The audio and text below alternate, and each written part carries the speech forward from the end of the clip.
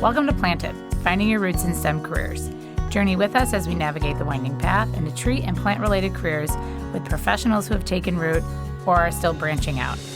I'm Megan Wiesbrook. And I'm Jessica Turner-Scoff. Today we are discussing traits that you can have or that you can build in a STEM career. And we're going to talk to somebody that I know pretty well, Jewelweed Travaglini. Julie is the Education Program Director at the Allegheny Land Trust in Pennsylvania, and she brings her trait, passion, to her job every single day. We are so glad to have you on, Julie. Oh, thanks for having me, guys. I'm really excited to be here today. So, Julie, we want to give our listeners a chance to get to know you a bit before we just jump in and talk about all your passions and all the passion that you bring to your work. And to do that, we have a couple things listed here that if you could tell us a little bit more about them and how they connect to you. With that, we'll get started with toddlers, reptiles, and swimming with the manatees. Okay. So it's important to note that not all those things occurred at once. Quite a terrible combination of things. Oh, my gosh. But, yeah. That would be. I've been a huge fan of reptiles for my whole life. I think it started with, I've always been an avid animal lover, but I also have terrible allergies. So I am allergic to almost everything with fur, but I always still really wanted pets. So my parents, my dad a little more reluctantly than my mom, always let me have, frogs and turtles and lizards, and I had iguanas and snakes and all sorts of furless animals growing up. So, and that still rings true today. I've got plenty of reptiles in my care currently. As far as toddlers go, at the Land Trust, I run our early childhood program called Science Sprouts, and I get to work with ages 2 to 2nd grade.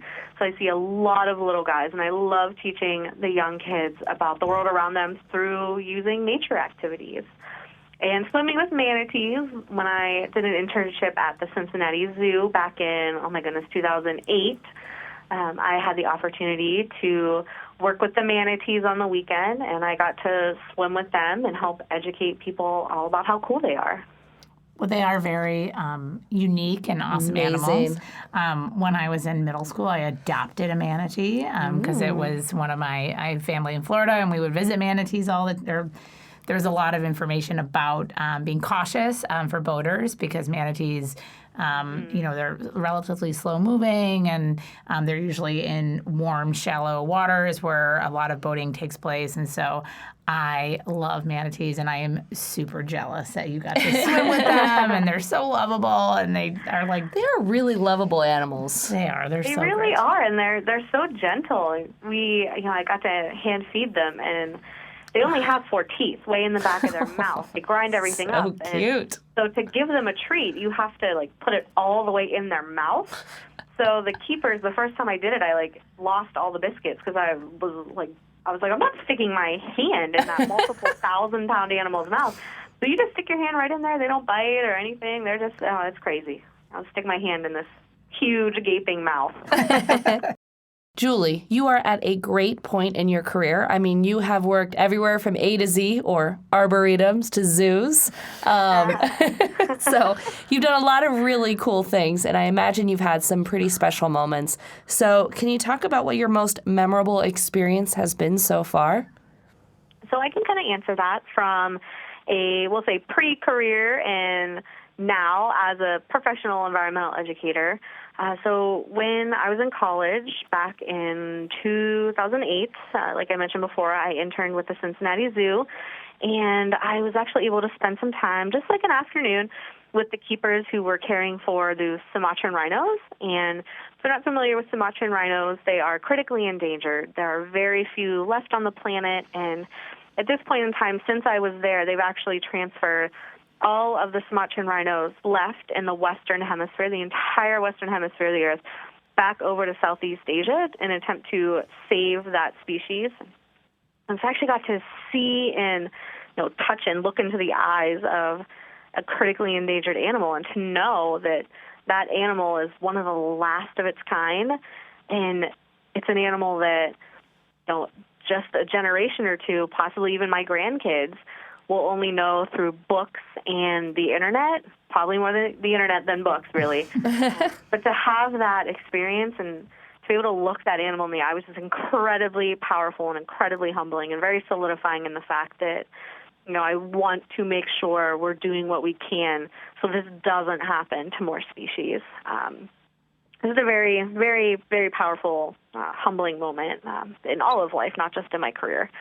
And as far as since I've been a professional environmental educator, I was fortunate this past fall to travel to Washington, D.C. to go to the NACE, or National Association for the Education of Young Children conference. And there I was giving a talk. I gave a workshop called Animal Architects, Using Nature's Builders to Teach STEAM.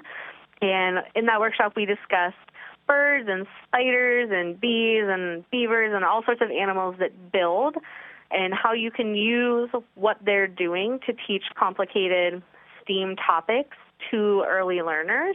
So things like angles and shapes and tension, those kind of topics with little kids using nature's architects. So that was really cool, and I had 120 teachers show up to my workshop.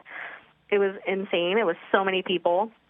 And at one point, we were working on building a bird's nest, our very own bird's nest with real natural materials. We made a huge mess, and I had to stand on a table and shout directions into a microphone because there was just a huge room of people, and it was so cool to be able to connect with that many teachers in one place. So that was definitely pretty memorable for me. Julie, that definitely sounds like a lot of fun. We are so looking forward to talking more about what you do and how your day-to-day work is fueled by your passion for the environment and environmental education. And I know a number of members of our audience are going to connect really deeply with a lot that you'll have to say, especially since a portion of our audience is educators as well. So with that, we'll just go ahead and get started. Can you start off by telling us a little bit about what the Allegheny Land Trust is? Absolutely. So Allegheny Land Trust is a environmental nonprofit based just outside of Pittsburgh in a small town called Selector, where our main office is. But a land trust is an organization that protects green space to keep it green forever. So we've been operating this is our 26th year, so a fair amount of time now.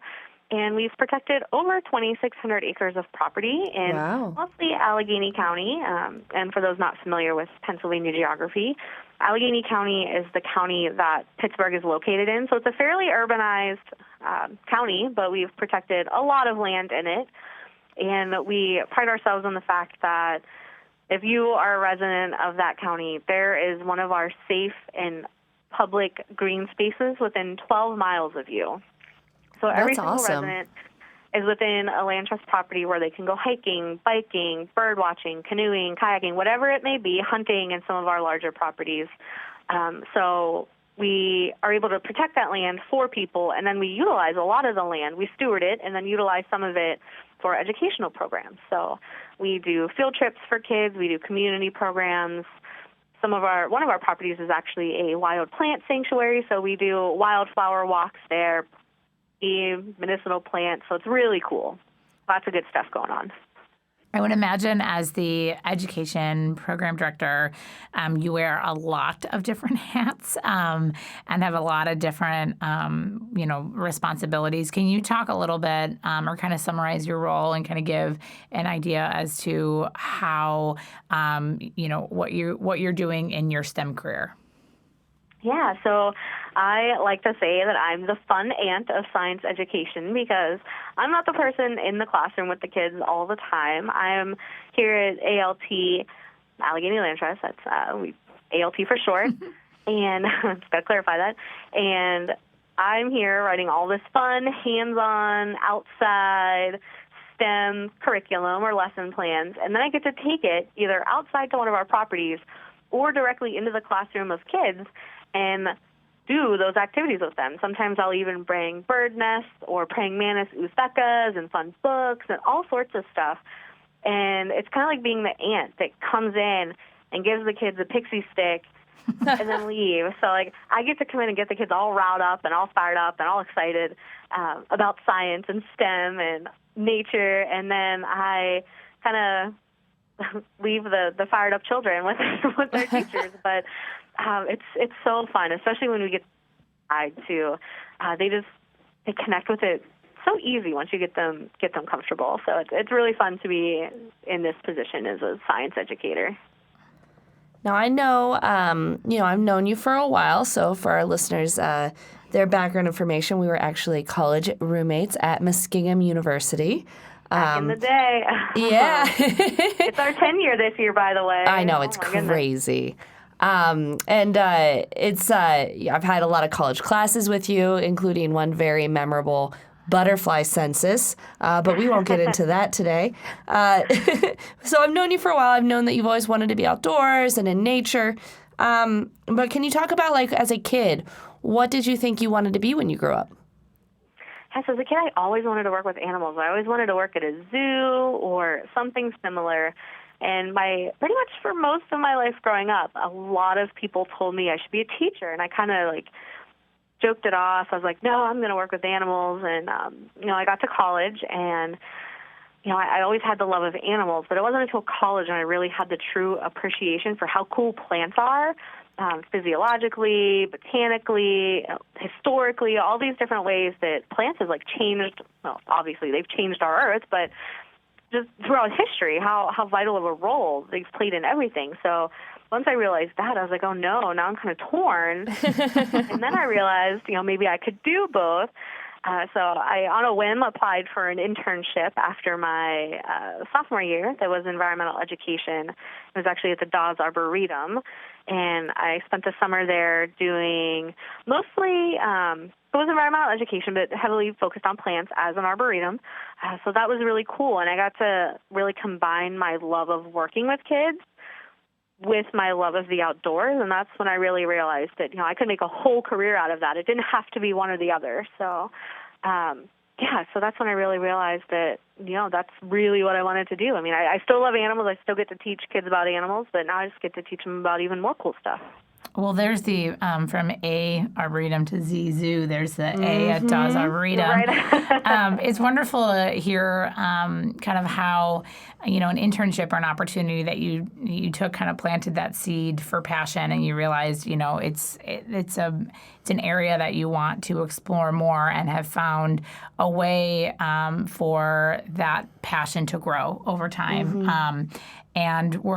I'm curious, I know you've talked about a couple of them already, be it the Animal Architect Workshop or even some of the other ways that people are able to engage with the lands through the Allegheny Land Trust. But can you talk about some activities or the ways that the ALT finds ways to connect kids to the natural world? And I mean, I'm pretty sure I know the answer to this question, but why do you feel it's so important to establish those connections for youth and for adults? Yeah, so at Allegheny Land Trust, we have a ton of different activities. I think we easily have, it has to be over 60 lesson plans at this point for ages 2 to adult. So no matter what age you are, we probably have something that would interest you. So we have activities both inside and outside of the classroom. We take kids to our properties and take them on plant ID hikes and medicinal plant hikes. We do bonfires. We have bird ID hikes, all sorts of stuff on our properties. We have kids out for field trips that do habitat studies at some of our properties or water quality studies for some of the older kids. And then for the younger students, it's all about getting them outside and forming that very first connection with both the natural world and just the world around them in general. So the younger the kids are, the more general it has to be. So we'll take them on a theme hike, and I'll give them egg cartons with little labels on it, and it says, can you find a yellow flower? Can you find a rock? Can you find a soft leaf? And things like that, just to get them both interacting and focusing on specific things. So I love to do that. And we also do hula hoop hunts. I call them hoop hikes, where we give kids a hula hoop or an embroidery hoop, and they put it down on the ground, and they do a mini biology study right there of biodiversity. And they'll look and they'll count how many different plants they can find and how many different bugs they can find. And just getting them thinking about how much stuff there is, even just in a very small spot. So we do things like that as well. In the classroom, we have lessons from everything from water and forests to, of course, reptiles, my favorite. In animal architects, we have a whole in-class lesson for that, too. So we have tons of activities where kids are building bird nests out of natural materials. They're measuring snakes. They're doing all sorts of stuff. So we have a ton of different ways to engage kids and adults. And the goal of all of those activities is always to form that lasting connection with the natural world. And we want that because we need to be raising a generation of kids and adults. Let's be honest, we need to change some opinions sometimes there too, but we need to get them thinking more critically about the earth and how we're using it and how we're using our resources faster than what we really have available, and how we can get those folks connected to everything around them and forming that stewardship bond and wanting to care for the earth so that we can have a better future moving forward. And what do you find in all of that? What do you find to be a challenge or kind of the hardest part about connecting kids and, or adults as well to nature? Yeah, I think the hardest part is getting people past their fears that sometimes they've inherited. We pass down a lot of misinformation through a lot of wives' tales, just stories and rumors and things that aren't true. I find a lot of people think that, all spider bites are really dangerous or that snakes chase people. And I can't tell you how many times I've heard leaves of 3, let it be. But raspberries have leaves of 3, and those are delicious. So, getting people, past those kind of myths that they may have been feeling. I know I don't know how many people I've told we do not eat 7 spiders in our sleep a year. Just getting people past those kinds of things and assuring them that even though you may have been told it for the last 40 years, it's not true. And here's what really is true, and it's probably really cool, and it usually is too. People usually tend to learn a lot when they find out, something they thought was correct isn't, and they learn something new, and that's fantastic. Getting people out of their comfort zone as well, just getting them past that maybe ooh factor. I know I've talked to you all before about the ooh factor, especially with kids. This is my big thing with adults. I have an entire professional development called From Ooh to Aha, Turning Fear of Nature into Curiosity. And I tell adults, I know I'm only with you for a few hours, so if I can't get you from ooh to aha, that's okay. If I can get you from ooh to that's interesting, I'll take it. So I tell you are never, from now on out, you are never allowed to say the word ooh, especially around your students. So if you're seeing something you don't like, whether it's a spider, a caterpillar, a squished something or other, it doesn't matter what it is, don't say ooh in front of the kids. Take a step back and say, that's interesting. Because at that point, you're not putting a connotation, negative or positive, onto that. You're letting the kids form their own opinion about it. And you're not interrupting their thought process. You're not putting your bias on it. And it gives them a chance to think for themselves what they think about it and form their own questions and opinions. And then that also goes to, it really is interesting. For whether you think it's a good interesting or a bad interesting, it is still interesting regardless. So I always follow the no ooh rule with teachers. So you pass that fear. I just think that ooh to aha is a mentality that should be in everybody's mindset and probably permeate through all areas of life. I'm just going to throw that out there. And I know that would be nice. That would be great. I think that could actually solve a lot of issues in this world. People just took a step back and went, okay. That's interesting. That's interesting. Yeah, not good or not bad, but it's interesting. It's interesting. Yeah, I know that I was at the Shed Aquarium recently, and a mom was with her daughter, and she pointed at the iguana, which was this beautiful iguana, and just was like, ew, that's gross. And it just broke my heart to have, that little girl is going to have this preconceived notion about what an iguana is. And I think that moment, that's interesting, would have been a lot more impactful for that girl's future. So, yeah, I think that's great. Everybody, let's shift from ew to aha, or at least that's interesting. Yes, but at least that's interesting. We can't get to aha, I understand, but, And for our listeners, I think that they should know that you're a pretty big deal. I think that's definitely fair to say. You've recently won, here are just some of your awards, the Pennsylvania Association of Environmental Educators. You won their Outstanding Environmental Educator. You also won the Pittsburgh Competitive Who's Next in Education Award, where your nominator said your passion for environmental education and early childhood education is inspiring. So that word passion, we are going to talk a little bit more about that, because I know that we can hear your passion for education every time we talk to you. And we would just like to hear a little bit more about how you bring that trait passion to your STEM career. I think teaching is something that naturally attracts passionate people. No one goes into teaching for the money. No one goes into teaching for the summers off that nobody gets, by the way. Summer's our busiest time of year. There's no summers off. No one gets into it as a side job. It's not the kind of job that attracts people who aren't passionate. Like, to be a teacher, you have to get up every day, love your job, to do it well. If you're not passionate about teaching, you shouldn't teach. It's just that simple. So I think I bring my passion just by virtue of wanting to do a really great job at it, and kind of putting the extra effort, putting the extra time, whatever it may be, into making sure that we're delivering quality, impactful programming no matter where we go and what we do, what the topic may be.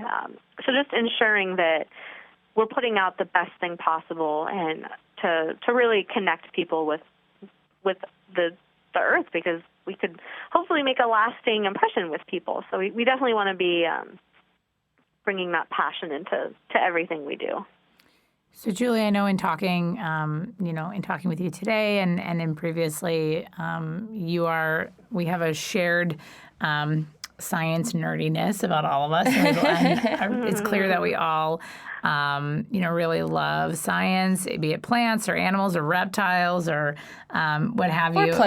Or plants. And I know that passion is also it's unique in that as a trait, it can also be leveraged to help motivate. I mean, if you're super jazzed about something, which it is evident in talking to you that all the work that you do, you're very excited about and passionate about. Can you talk a little bit about how you leverage that passion to motivate others who are maybe not as familiar or they're not sold on the science just yet, in order to get them just as... To get them to the aha. Or maybe all sugared up on science like you mentioned before. Yeah. So I think I kind of use it differently for students versus teachers when I teach them.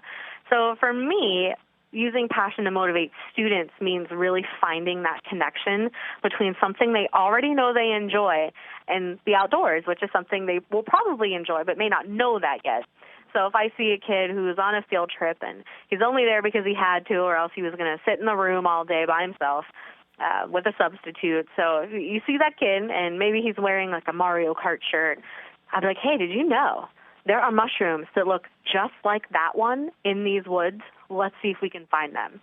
Or taking things like Minecraft and saying, hey, you love Minecraft.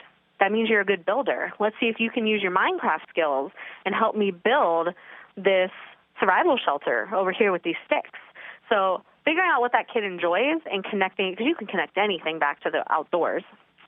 So finding what that is and then making that connection and kind of boosting their self-esteem and their confidence too. And, like, hey, you're great at this. Let's do it here. You can do it. So that's how I would do it with students. Using passion to motivate teachers is a little bit different. I love giving them new ideas on things to do in their classroom and give them some knowledge that maybe they don't have before, because teachers can't know everything. There's a ton of content out there, so you can't expect educators to, have this great understanding of every last single concept.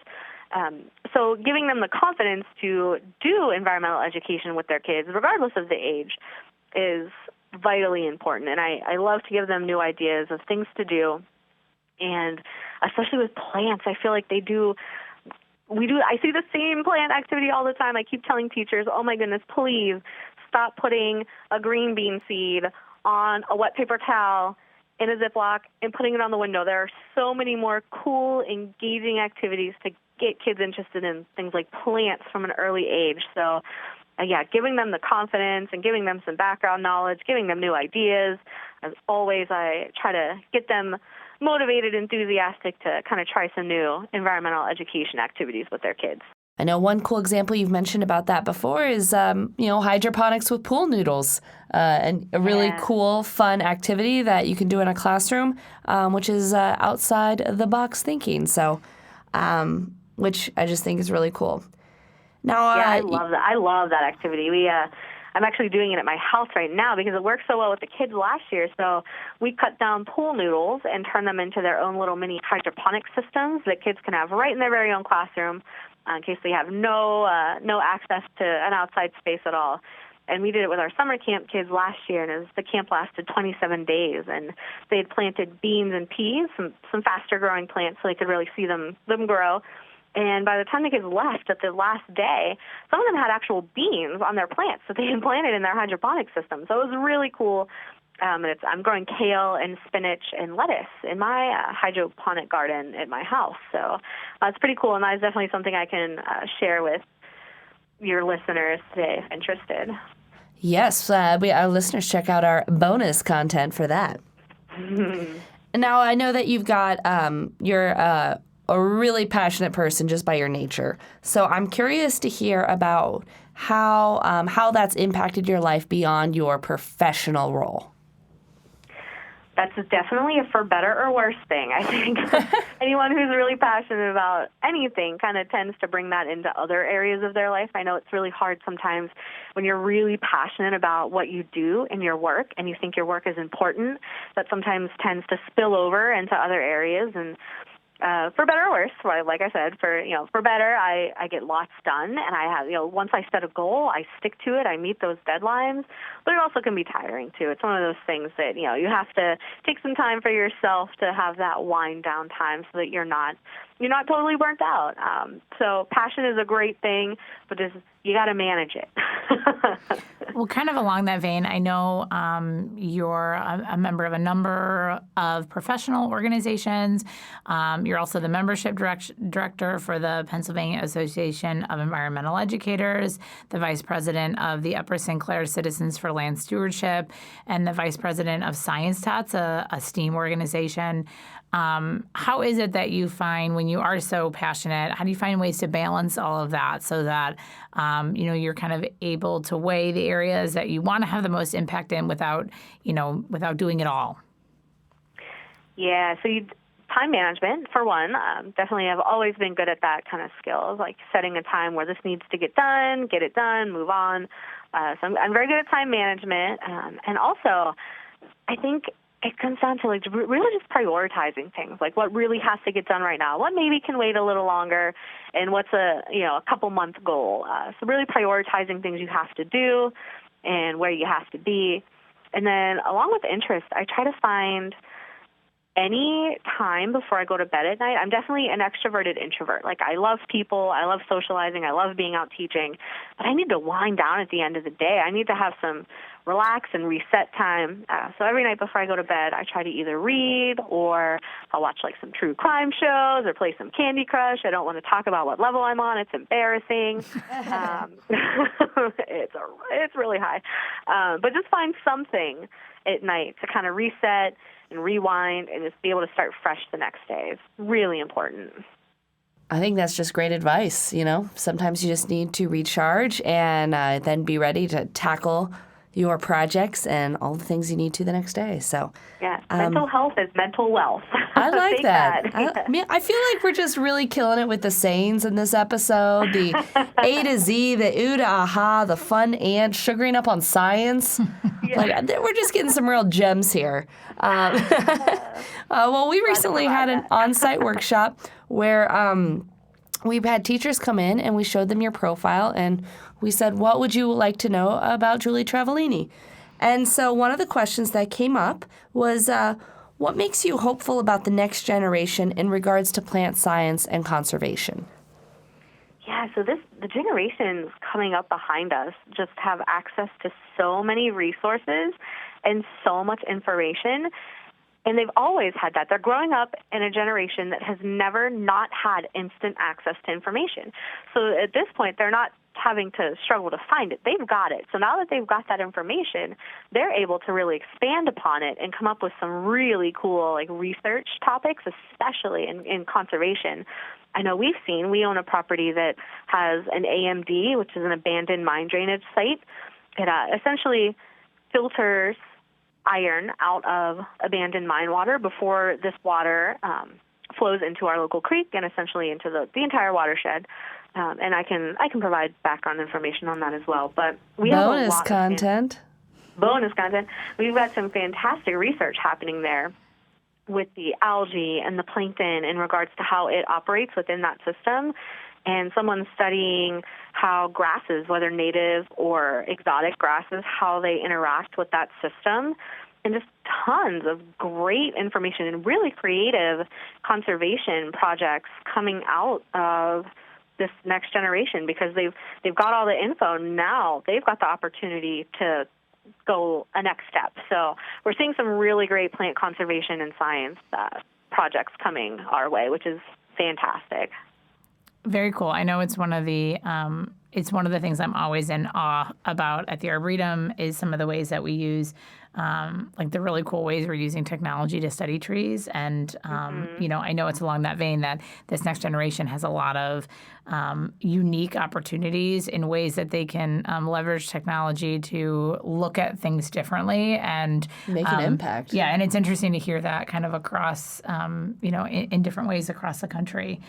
Another question that came up from our teachers, and this, secretly I'm excited to ask this one because it's one I'm excited to learn about as well. Can you talk a little bit about how you certified your backyard as an Audubon certified backyard habitat? I mean, I would imagine I know why you were inspired to do that, but kind of what was that process like? And just talk a little bit more about that. Yeah, so Audubon has this awesome program called the Certified Backyard Habitat. And locally, this is its second year. We have the Audubon Society of Western PA here, not too far from me.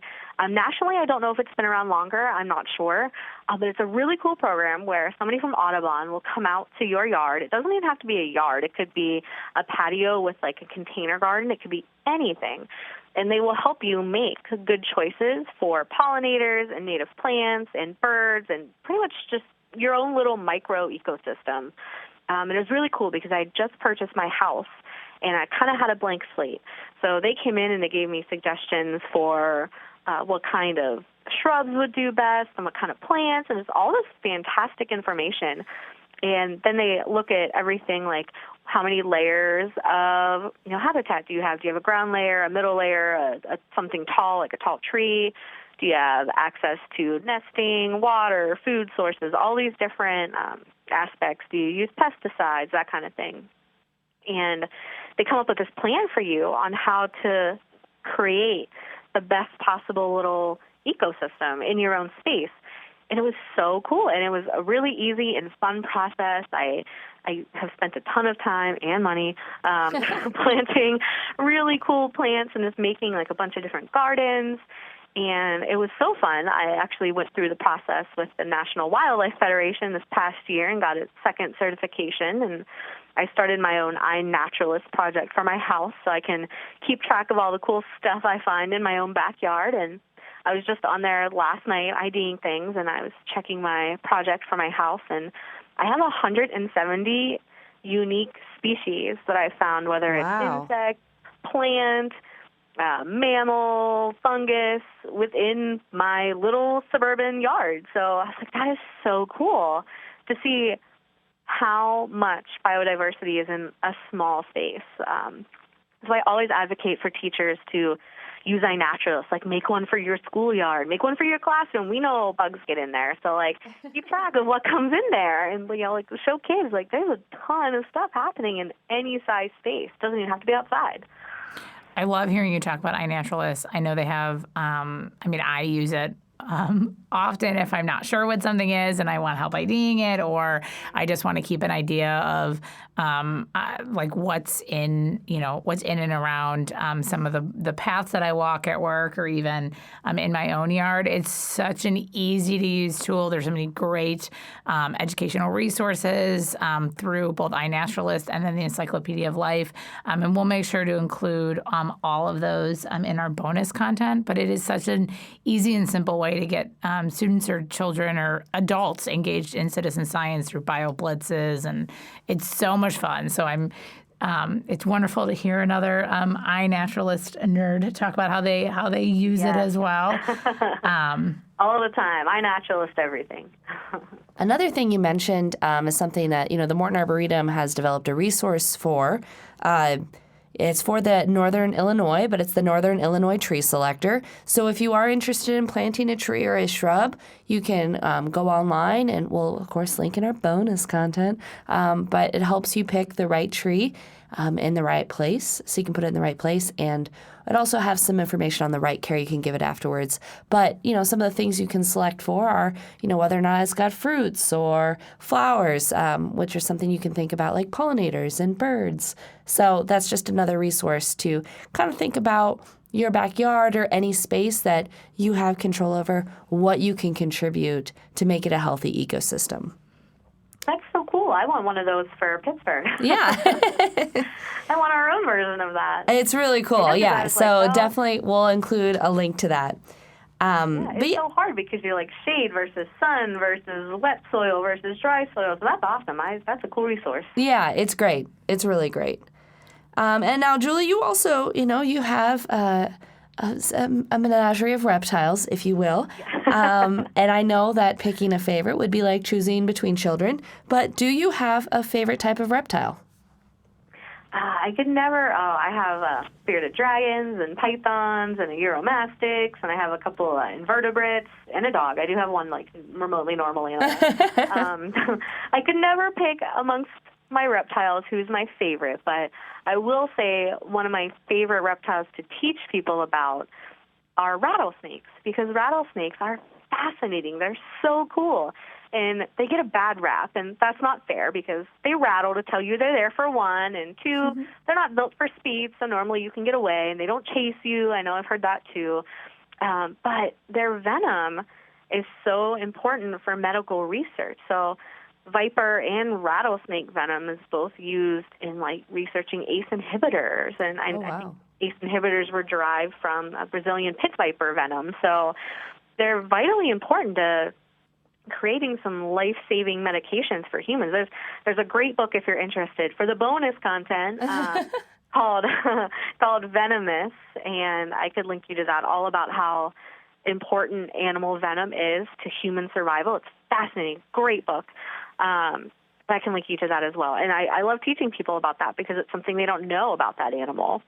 And then I also love them because each notch on their rattle, on their tail, is called a button, and that is just really cute. Oh, that's adorable. I'm certainly going to look at. Scary. I'm certainly going to look at rattlesnakes a little bit differently now. I know. That's so cool. Button, stack of buttons. Less scary with their little buttons. Well, while we're on the topic of favorite things, I know we just talked about your favorite reptile. It wouldn't be planted without asking you our very last question, which is, what is your favorite plant? Oh, another one.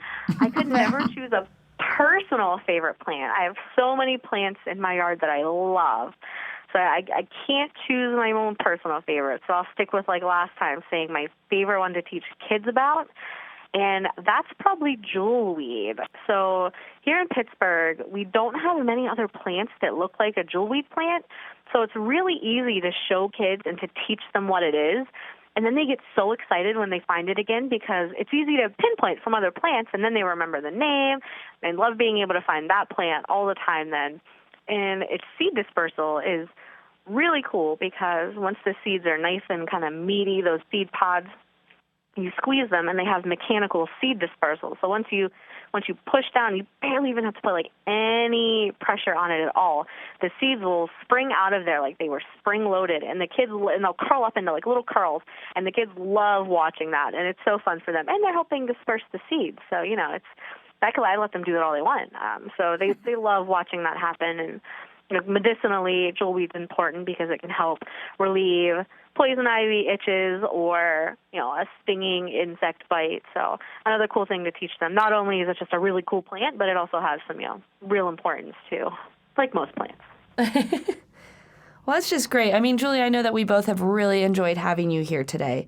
I think it's really cool because you've taken a path with a STEM career that combines your passion for science and kids and really made this amazing career of being outside and educating people about the wonders and awesomeness of our natural world. So, and it also highlights the career opportunities are everything from A to Z, arboretums to zoos. And just thank you so much for your perspective and your passion and for the work that you're doing to make this world a better place. Thank you guys so much for having me on today. It was great. This episode of Planted, Finding Your Roots in STEM Careers was made possible by the Morton Arboretum and the Multimedia Services at College of DuPage. Check out additional resources and bonus content at www.mortonarb.org/plantedpodcast. If you enjoyed this episode, please subscribe, like, and share, and let us know what you think. This is Jessica Turner-Scuff and Megan Wiesbrod. And we hope you'll continue to join us as we journey into STEM careers.